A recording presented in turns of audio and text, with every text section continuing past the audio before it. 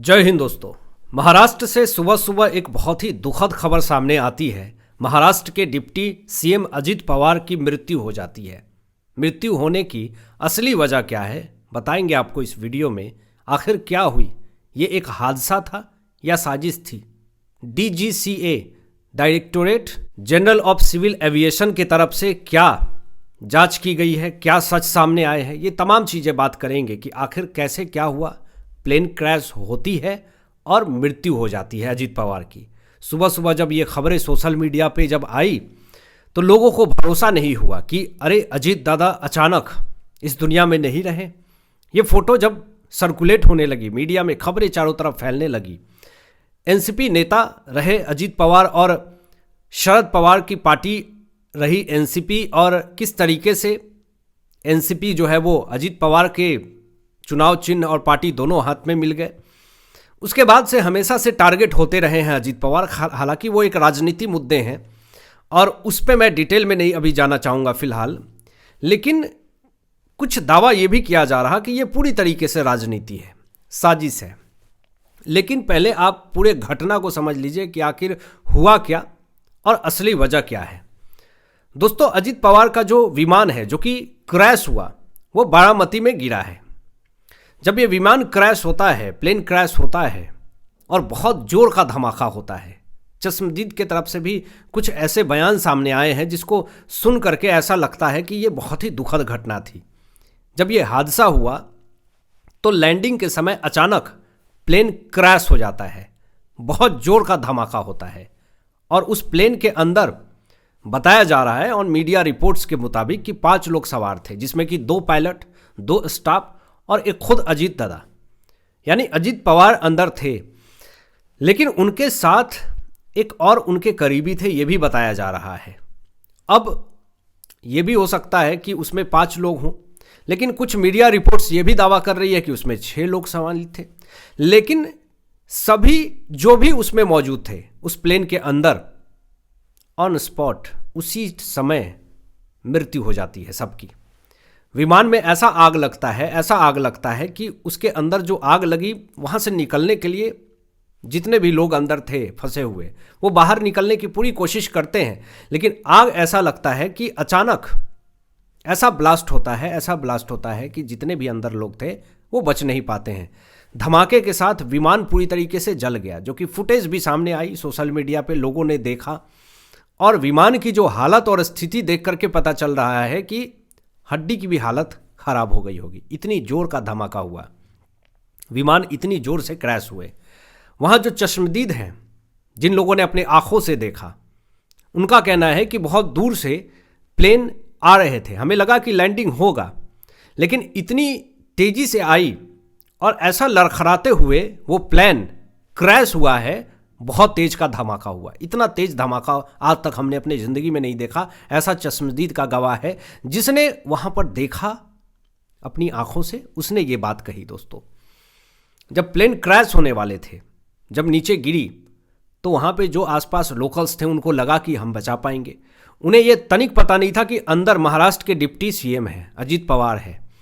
लोग मदद के लिए दौड़े अचानक, और दौड़ने के बाद जब करीब गए तो देखे कि पूरा जो प्लेन है वो ऐसा तहस नहस हो चुका है, जहाँ पर इंजन एक तरफ, सारे सीट एक तरफ और लोगों की ज़िंदगी एक तरफ। बचने की कोई उम्मीद नहीं रही। लोग दौड़े तो, लेकिन बचाने में असफल हो गए। आग इतना ज़्यादा था कि कोई बचा नहीं पाया, लोग करीब भी नहीं जा पाए। अब इस पर डीजीसीए ने हादसे की पुष्टि कर दी है कि ये एक बहुत बड़ा हादसा है और लियरजेट 45 विमान था, चार्टर्ड फ्लाइट था जिसमें यह घटना हुई है।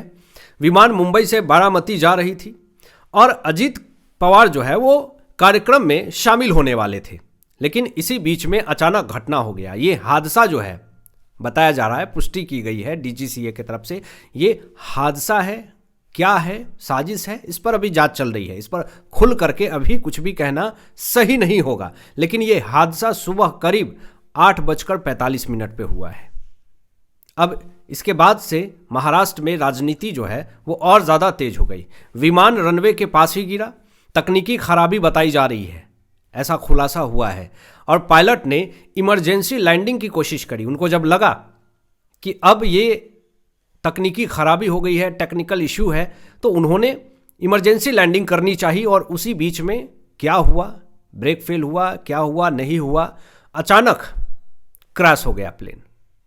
और डीजीसीए ने इस पर पूरी तरीके से जांच शुरू कर दी है, जो कि directorate general of civil aviation है। और मैं आपको बता दूं कि विमान ने नियंत्रण खो दिया जब इमरजेंसी लैंडिंग की कोशिश की गई तो, और उसी वक्त प्लेन क्रैश हुआ, जिसके अंदर अजित पवार मौजूद थे, महाराष्ट्र के डिप्टी सीएम मौजूद थे, जिनकी मौत हो गई। अब जब ये खबर सामने आई तो रोहित पवार मिलने पहुंचे, अजित पवार के जितने परिवार हैं वो मिलने पहुंचते हैं, और शरद पवार, अभी खबर आ रही है कि तुरंत बारामती के लिए रवाना हो चुके हैं। नरेंद्र मोदी जी ने देवेंद्र फडणवीस से बात की। पूरे महाराष्ट्र में शोक की लहर है। किसी को ये अंदाजा नहीं था कि अचानक इतनी बड़ी और दुखद खबर सामने आ जाएगी सुबह सुबह, वो भी किसी ने ये सोचा नहीं था। पूरे महाराष्ट्र में जनता सड़कों पर है, शोक के कारण लोग श्रद्धांजलि दे रहे हैं, सोशल मीडिया पर दुख जताया जा रहा है। बड़े बड़े नेताओं ने, पीयूष गोयल से लेकर के तमाम बड़े नेताओं ने दुख जाहिर किया है, श्रद्धांजलि दी है अजित पवार को। ये जो विमान दोस्तों, जो हादसा हुआ है, दुर्घटना हुई है, जो प्लेन क्रैश हुआ है, ये विमान 2023 में भी दुर्घटनाग्रस्त हुआ था। और इसीलिए डीजीसीए जो है इसकी जांच कर रहा है कि आखिर इसके पीछे की असली वजह क्या है। अब ये खबर ये भी आती है, हालांकि मैं आपको बता दूं कि directorate general of civil aviation की इतनी हैसियत नहीं है कि वो किसी को गिरफ्तार कर सकता है। डीजीसीए हालांकि इस हादसे की, प्लेन क्रैश मामले में अजित पवार की मौत की जांच कर रही है, लेकिन वो जांच कर सकती है कि आखिर क्या टेक्निकल इशू रहे हैं, क्या लापरवाही रही है, किस वजह से ऐसा हुआ है, वो ये सब जांच कर सकती है। वो हिरासत में भी नहीं ले सकती किसी को। DGCA, directorate general of civil aviation, वो एक रिपोर्ट बनाएगी और रिपोर्ट बना करके वो एक्शन लेने की तैयारी कर सकती है। किसी के ऊपर अगर शक हो तो गिरफ्तारी पुलिस ही करेगी, और इसके लिए कोर्ट का ऑर्डर ज़रूरी है। तो ये मामला जो है वो और ज़्यादा आगे बढ़ सकता है। और जिस तरीके से डीजीसीए जांच कर रही है इस मामले में, जिस तरीके से राजनीति माहौल जो गर्म हो रहे हैं, कांग्रेस की तरफ से पलटवार किए जा रहे हैं कि ये राजनीति साजिश है, तमाम आरोप प्रत्यारोप अभी चल रहे हैं, खुलकर कोई बोल नहीं रहा इस मामले में। शव को पोस्टमार्टम के लिए भेजा गया है, और ये भी बात सामने आई है कि सुरक्षा में बड़ी चूक हुई है, जिस कारण से 8:45 में ये हादसा हुआ, प्लेन क्रैश हुआ, जिसमें महाराष्ट्र के डिप्टी सीएम अजित पवार की मृत्यु हो गई। हादसे का वीडियो सोशल मीडिया पे पूरी तरीके से वायरल हुई। महाराष्ट्र ने एक बड़े नेता को खो दिया, और इस पर एकनाथ शिंदे ने भी दुख जताया है, और चारों तरफ एक एनसीपी के जितने दिग्गज नेता हैं, बड़े नेता हैं, उन्होंने दुख जताया है, और सोशल मीडिया पे उनको श्रद्धांजलि दी जा रही है। आपकी क्या राय है इन तमाम विषयों पे? अपनी विचार व्यक्त कीजिएगा, और मिलते हैं एक लेटेस्ट ब्रेकिंग एनालिसिस के बाद। तब तक अपना ध्यान रखें, ख्याल रखें। सत्यमेव जयते। जय हिंद।